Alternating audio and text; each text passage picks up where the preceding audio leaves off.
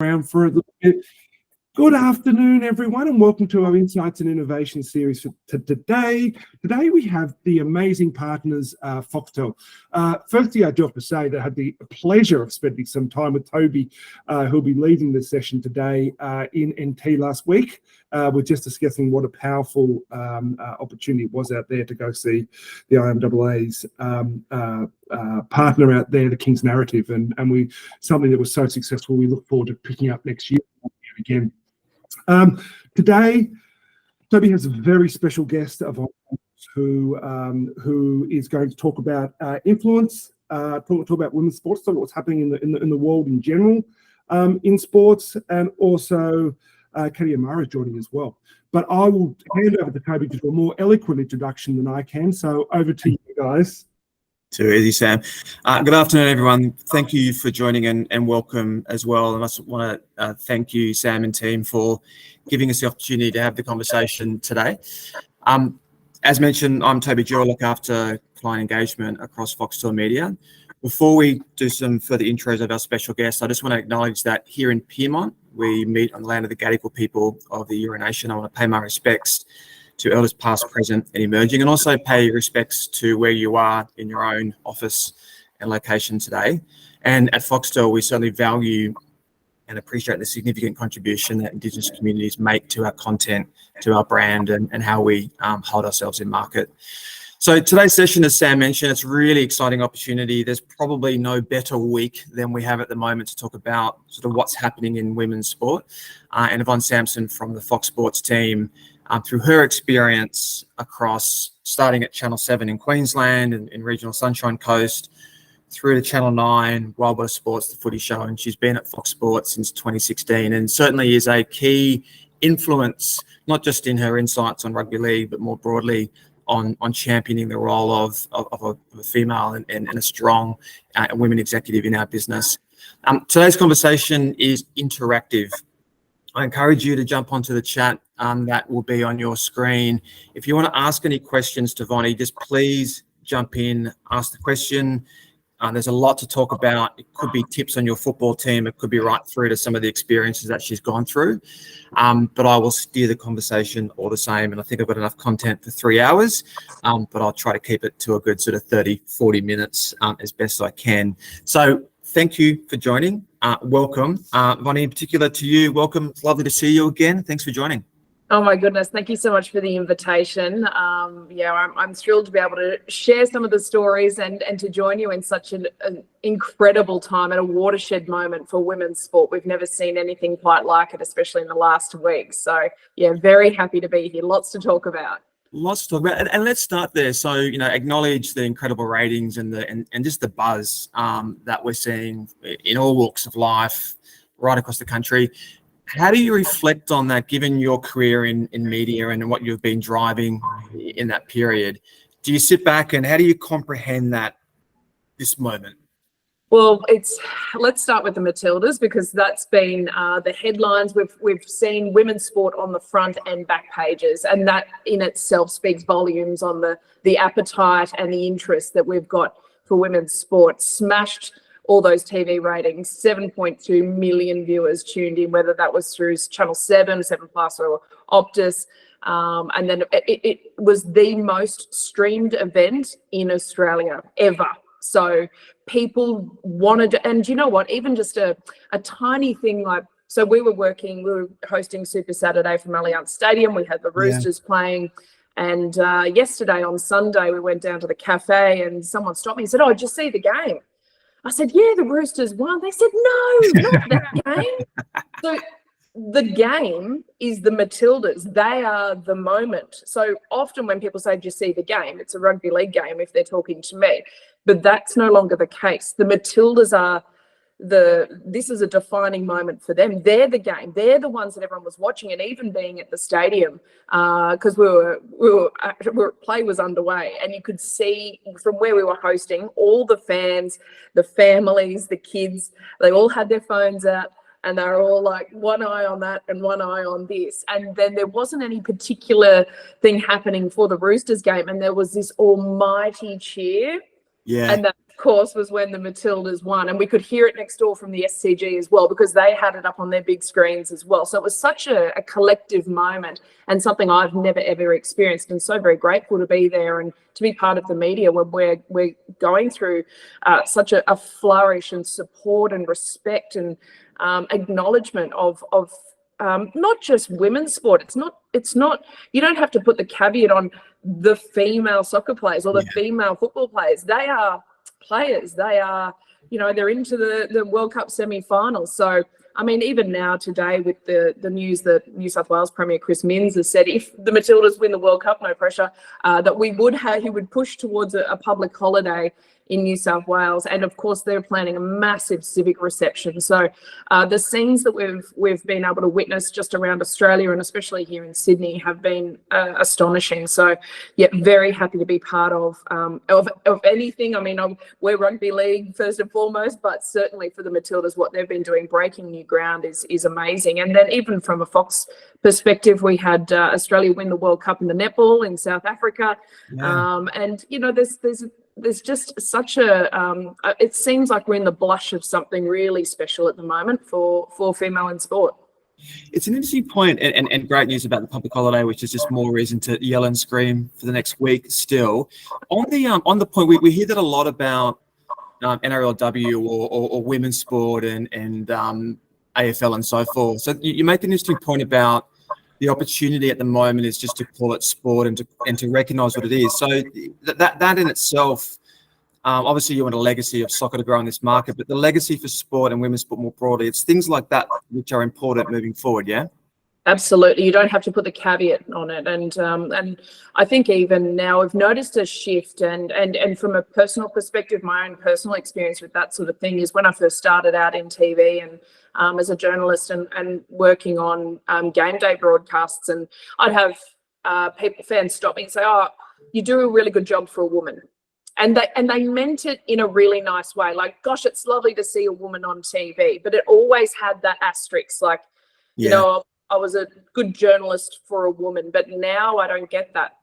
They don't have to say you do a good job for a woman. They go, "Oh, we love the footy. We love seeing you on footy. Oh, we love the broadcast." So I think there's been a shift away from them seeing me as a female in sport rather than just a broadcaster, which is what we're all striving to do. And the NRL just had their women in league round a couple of weeks ago, and that I was talking to Katie Pape, and she said, "Look, we're all striving, we're all pushing towards the day that potentially women in league means something different. It's not just about that visibility and how far we've come, but how far we've still got to go, but more about a celebration of all." And you don't have to have that little the little kicker, you do a good job for a lady anymore.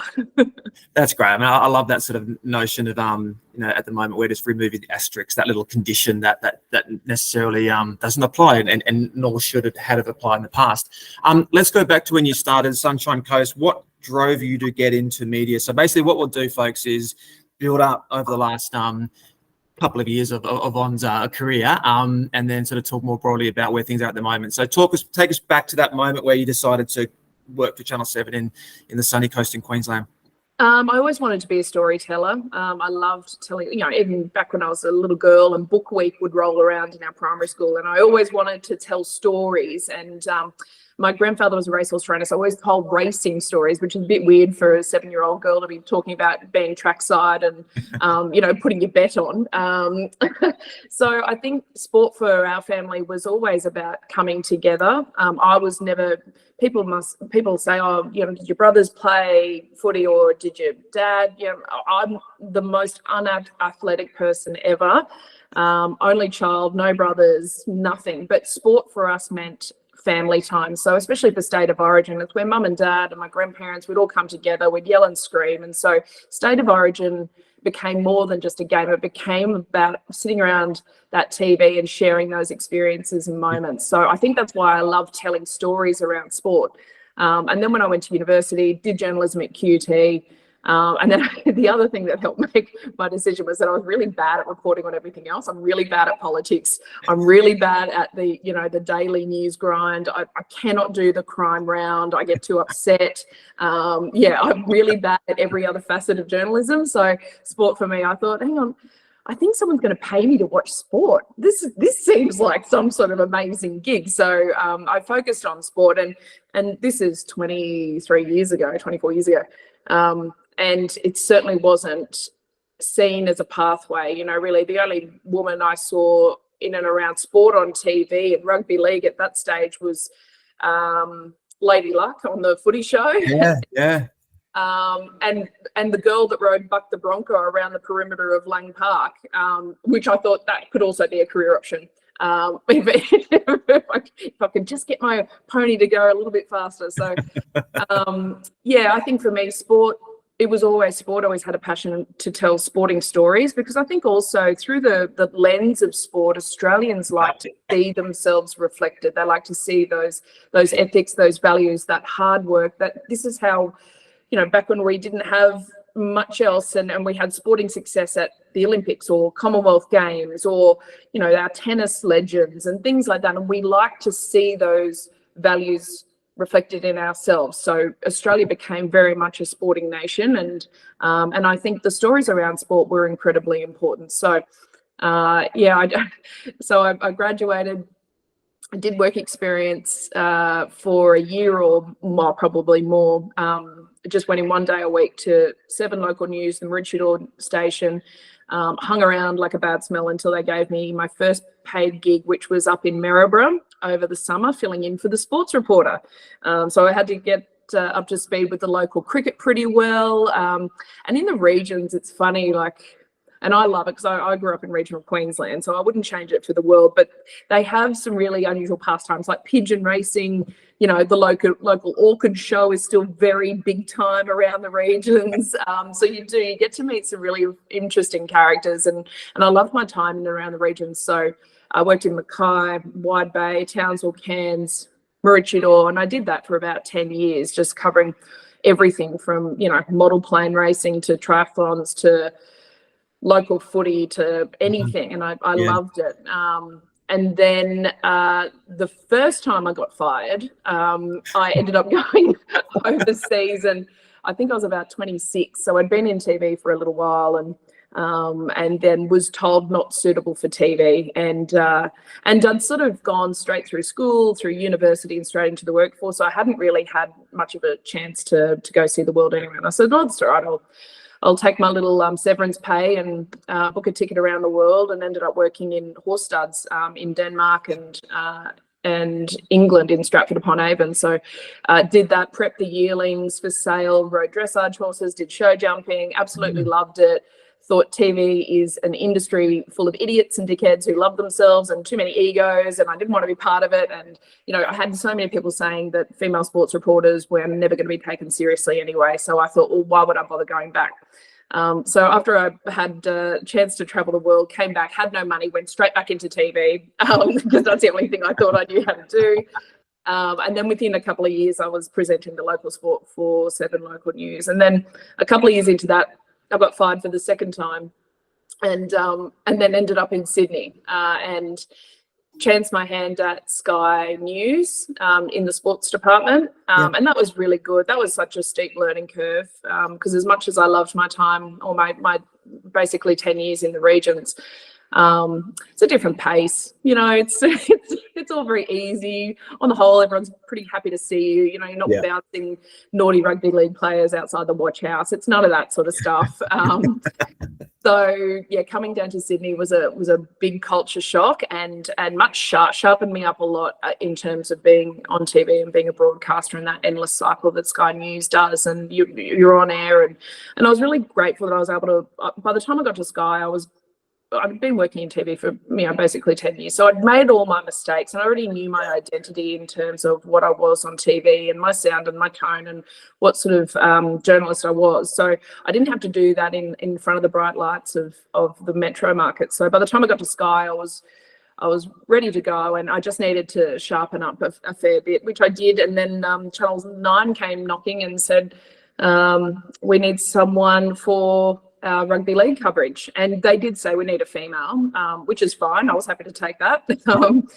And people have some interesting ideas about quotas and whether they work or not, and I'm always happy to step in and say, well, you know what, this opportunity came about because they are at least attempting to level the playing field after so long. So and I think they're a little cautious about how and when a woman presence or how to integrate someone like me into the rugby league coverage, and they did it in a really smart way, starting on the sideline, just getting me a little bit more exposed to the crew and the cast, and then working alongside, you know, all the big scary ones like Gus and Wally and, you know, Joey and Freddie and, you know, all those sort of big names. And you think, oh my God, how are they going to be? But they were excellent. And it's funny, people say a lot, oh, you know, working in rugby league as a woman, you must have seen some things. Well, look, I've seen some things, but on the whole, it's been pretty great. And everyone's been very respectful, and they never treated me any differently other than just a broadcaster who wanted to enhance their coverage. So, yeah, I was lucky enough to have the time of my life at Channel 9, and then lucky enough to get the opportunity of a lifetime to come across to Fox. And so Steve Crawley was my boss at Wide World of Sports. He came across and started up Fox League, and that's where we've been. So yeah, we've it's been a interesting career to this day. Certainly, I don't think I'm done yet, and I feel like I've been able to grow and change and evolve and be challenged and to champion the game in multiple ways. And I feel like I've lived multiple incarnations in that time. And yet the game has always been a place for me and for every other woman I know. We've always felt included and respected and welcomed, and our voice has always been heard. And, you know, it's funny, it's not that long ago, and I was told that, you know, a woman's voice will never be the first one you hear when you switch on rugby league. Fans will never accept that. And it feels such a backward thing to say, but that wasn't very long ago, and that's how it was seen. But I think now fans are completely at ease, and they welcome you into their homes when they hear your voice. They don't go, oh, what's she done? Who'd she ever play for? Blah, blah, blah. You know, there's a tiny bit of that, but not really. I think on the whole, people just want a good product, and they want to be able to enjoy their game. They want to be able to enjoy their sport. They want an experience, and that's what we're giving them. And it doesn't really matter. It doesn't matter. Gender doesn't really come into it, I think, if you're good at your job. Yeah, well said. Well said. A number of things you've said there. There's a question from Patty, which I'll come to in a moment. A great question, actually. I want to go back to, you mentioned a couple of times this moments where you got fired, and I've had this chat with you before. There's almost a sense of joy in how you describe that. So how do you reconcile that moment, and how do you take what seems to be a positive outlook from that conversation? Yeah, I think, it's devastating at the time, obviously, and those setbacks, they make you question who you are. They make you question, am I good enough? Maybe I'm not good enough. They don't think I am. Maybe I should do something else. And I think once you sort of work past the disappointment and the fear of what comes next, I think then you turn that rejection into a redirection. And I always knew that I wanted to be in sport. I always knew I wanted to be a journalist. And potentially I wasn't cut out for the role that they thought I wanted, but I would then come at it from a different perspective, change the environment, change the people that you're getting in front of. And yeah, of course, I'm very open to feedback. I think feedback is key. So tell me if I'm not doing it right. Tell me if there's something else you need. What is it that you're expecting from me and our crew? How can I get better? I think we all crave that. And sometimes they say things that you don't want to hear, but that's part of the strength, right? That's part of growing. And the times that I have been told that not suitable for TV, never going to happen, especially, you know, I had someone say, well, a woman in sport's never going to work. You know, can you present our weather? You know, because that's traditionally how they would see a female on TV. So they all had really specific ideas of what a woman on TV was. And then to be a female sports reporter who just wanted to turn up and do a job, they were like, I don't know about this, you know, like we're going to have to be really careful about where we expose you to. And I think they just overcomplicated it. At the end of the day, you just want to show up, do your job and do a great job at it. But yeah, the rejection is hard at that stage. And you know, taking stock's not a bad thing either, just to work out whether you are pushing in the right direction, whether you can get better, or whether it is something completely different, you know, like whether you do explore something else. And as I mentioned, I left TV because I thought it was dreadful, but then you end up coming back, and I was probably a little bit more mature at that time. And and you just pick it. I think I've been able to cherry pick the feedback that I think actually is of worth to me, and to use it to improve. Because sometimes it's just criticism for the sake of being nasty or whatever. But I actually don't mind the fact that I've been fired a few times, because I think that's most people's experience, you know. Like, and people go, "Oh, what do you mean? That must have been devastating." Yeah. It was at the time, but yeah, I sort of always knew myself well enough that I thought I had something to offer, and I'm sort of glad I stuck with it. Love that. And I just want to it's interesting when you just go through some of that weather example. Just makes me very uncomfortable, right? But again, at the moment this week, we're hearing just such a groundswell of change, but that moment wasn't that long ago. So it is the nature of what we are able to influence right now. We just got to look back not too far with that example. I'm going to jump to questions because I love what Patty sent through, and this is something which I'll be fascinated to get your opinion on. So I'll read it out. Given the success in co-hosting another global sports event here with the Women's World Cup, how do you feel about the Victorian government decision not to host the Commonwealth Games? Just your perspective on that.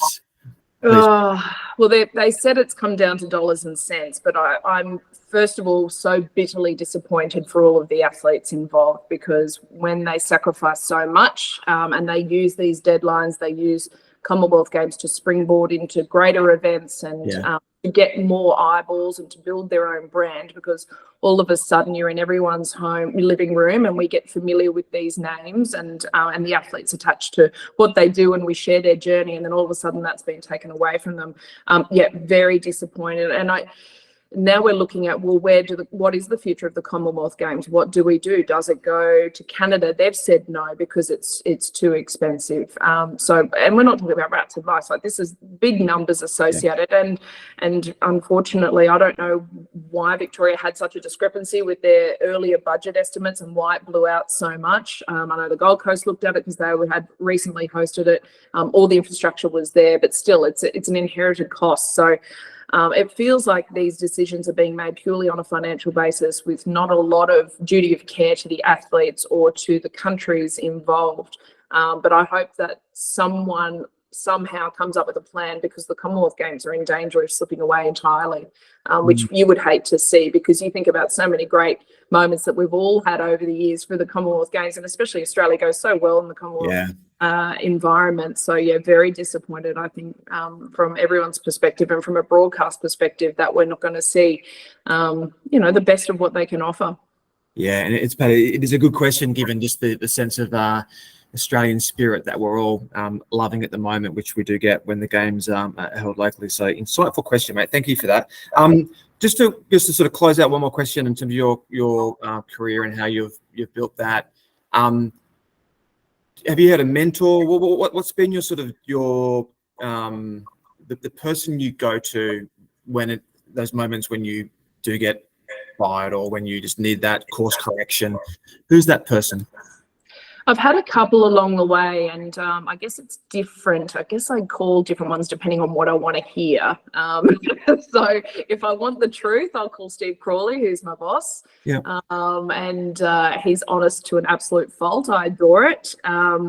I think in the early days, I really didn't have anyone, which is such a shame, because I really would have benefited just bouncing a couple of ideas off, and I didn't really understand what a mentor and how powerful that could have been.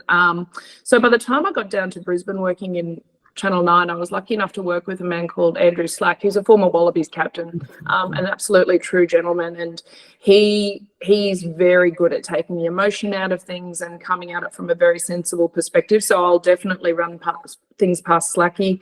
And then I think the decision to leave Channel 9, I already knew what I was going to do. I just wanted someone to say, I guess it's all right. And I called Phil Gould at that time and said, what do you think? And he said, well, we're going to miss you, but it's absolutely the right decision. So, I think we've all got people that we want to hear certain things from. So depending on what I want to hear, I think that's who I call. And I think one of my great regrets is that I never really had a female mentor. I just wasn't able to, and it wasn't really until I worked at Fox that I was able to have female colleagues that we were able to call each other and, you know, what's your read on this? What have you heard? How do we move forward together as a collective? So I hadn't really had that until the last few years when I was working at Fox League, which I cherish deeply. But yeah, I just really hadn't had that female in my life that I thought, oh, I could probably reach out, who understood the lay of the land of media, of course.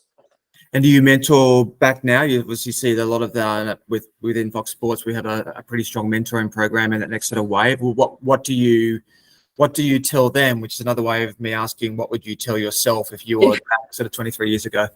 Yeah, I absolutely love. I've got a couple of girls that come in. They're studying journalism. They want to be sports broadcasters, and I love being able to work with them and helping them navigate some of the mistakes that I made and some of the decisions and probably years that I wasted fretting about stuff that didn't really matter. Yeah.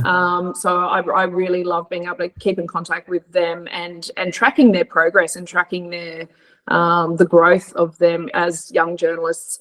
And then, yeah, you're right. We've got some phenomenal women in at Fox and very, very lucky, really.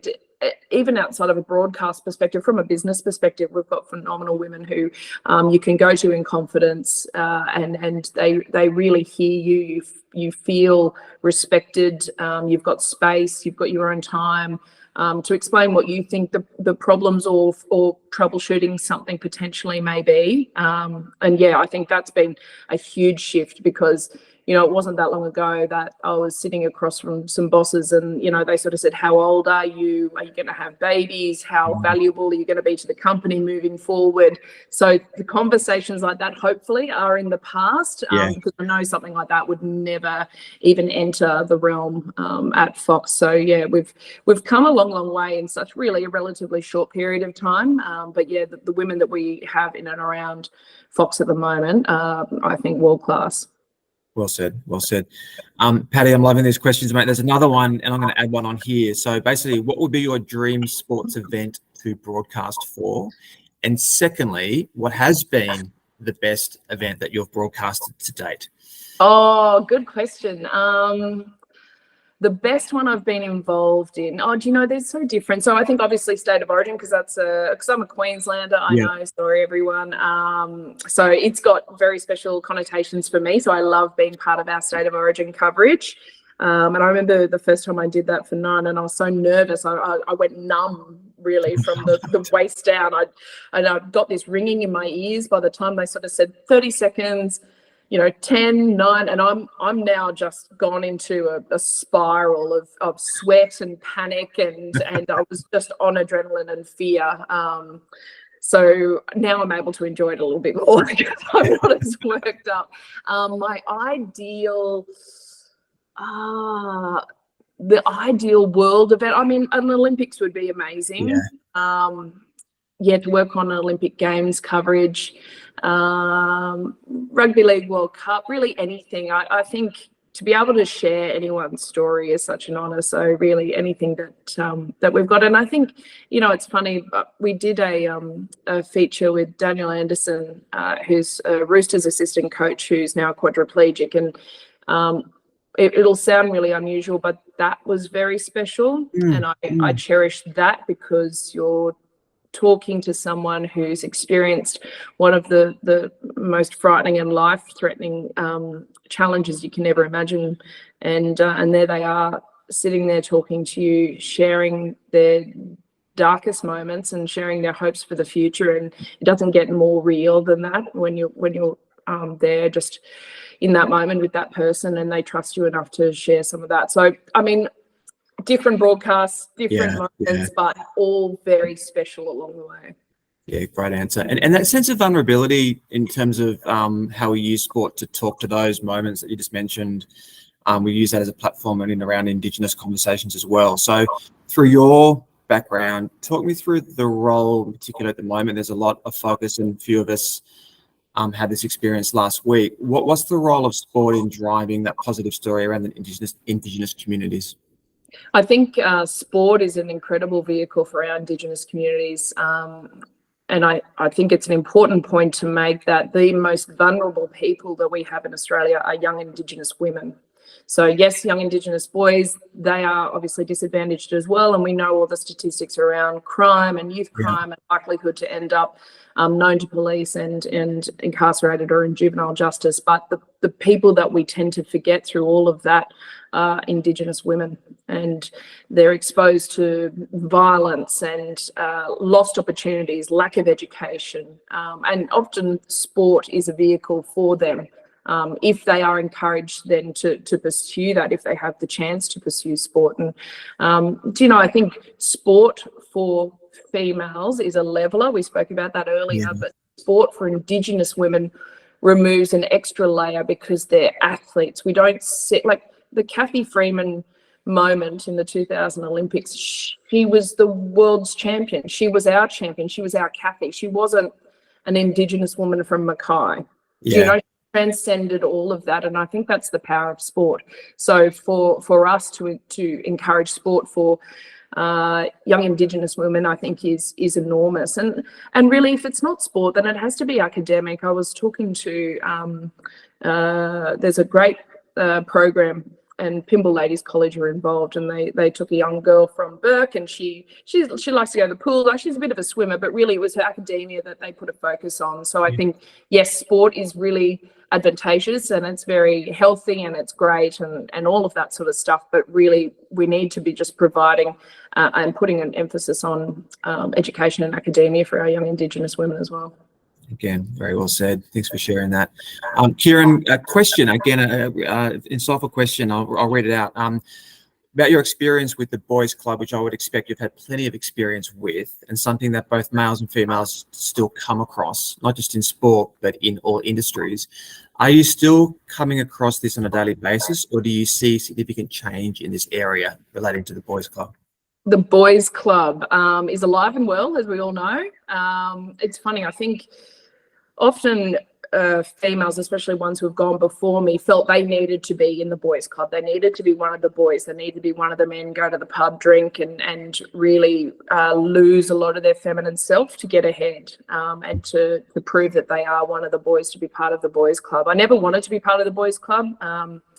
I always just wanted to be me and just turn up and be respected for that. Obviously, you want to be included with everything, but I think over the years, they didn't see me as part of the boys club. They didn't see me as a token female. They just saw me as Vonnie, and that's what we were all striving towards. But yeah, the boys club, it still exists. I don't buy into it, but I can understand why people see it as a challenge, and to be able to crack into even to that social sphere, or the sharing of that network is so tight, and it can be very isolating when you're not part of that group. And I think the boys club is such a dated idea, and we're seeing less and less of it. And I think they now take it a little bit more underground. It's not as overt as it once was. But yeah, I feel I'm aware that of the privilege that I have to be able to turn up and feel very included. I know that's not everyone's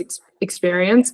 And I also know that women have had to lose part of themselves to then try to be part of the boys club in order to be accepted. So I also recognise that it hasn't been straightforward for everyone. So the conversation continues, which I think is probably the theme of the week, but a theme of what you just shared then. Now, I've got a couple more questions that I'm going to get Caitlin in a couple of minutes. Second last question from me, Vonnie. When you think about how a brand stands up in women's sports and does a good job, what brand or what best practice comes to mind? It has to be real, I think, because we have now, with the rise of reality TV and the appetite for people wanting realness, we have a really good nose for when something doesn't quite fit, or if it's trying too hard, or if it's missed the mark, if it's drenched in pink. That sort of really obvious sort of stuff. People go, oh, what's happening? I actually found a couple of examples. The BBC always does a really good job, and they had this summer campaign to launch their female sports through those summer months. So they had the Wimbledon, they had the UEFA, and I think they also had the Commonwealth Games. And we got that clip, Toby. What we might do, Vonnie, we might share it on the thread afterwards. Oh yeah, easy. Yeah, conscious of time, if that's okay. So their tagline to that was, "I know my place." Yeah. And so it's young female athletes saying, I know my place. It's in the winner's circle. It's on the podium. It's in amongst champions. I know my place. And the imagery of that is very real. There's no bright pink pop colours. It's just very grassroots. It's women of all different ethnicities and shapes and sizes and colours and backgrounds. And I think that's what makes that one work really, really well. The BBC always approaches it in a really real way.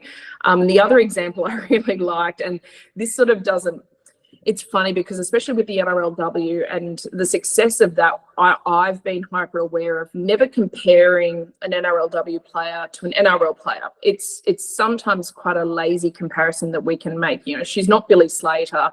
She's Tamika Upton. You know, she has to have her own identity, her own respect, and she is her own brand of fullback. And I think sometimes we go, oh, she's just like the female Greg Inglis, or she's just like a female Darren Lockyer. So we've got to be really careful of comparing the two because they deserve, the NRLW deserve their own space. However, having said that, Bundaberg Rum did a really fun job of leaning into that. And they had this, it's called a Bundy mixer. So you can have your fantasy team and you can choose an NRLW player or NRL player.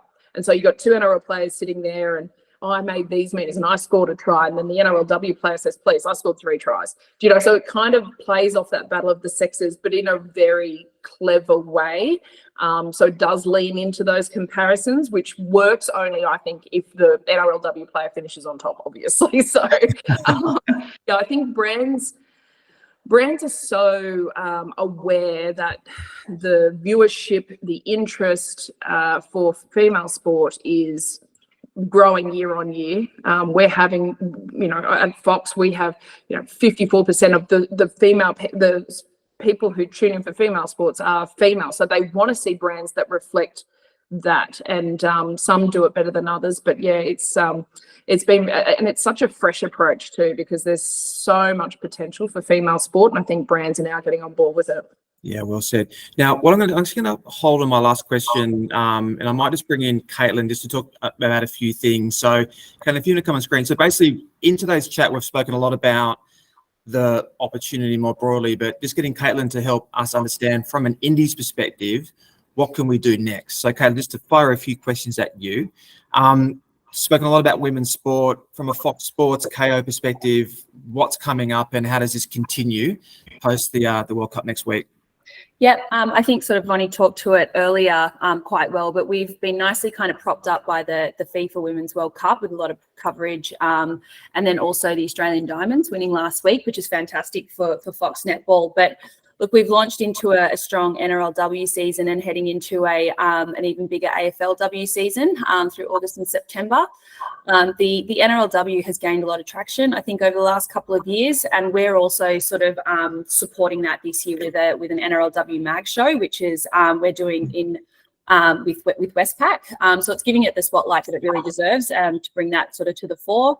The AFLW continues to gain traction as well, but that's sort of largely driven by, I think, the fanaticism that is AFL. So if you're going to watch your AFL men's team, you'll probably go and watch the AFLW team. So for us, that drives that viewership post men's grand final into kind of October.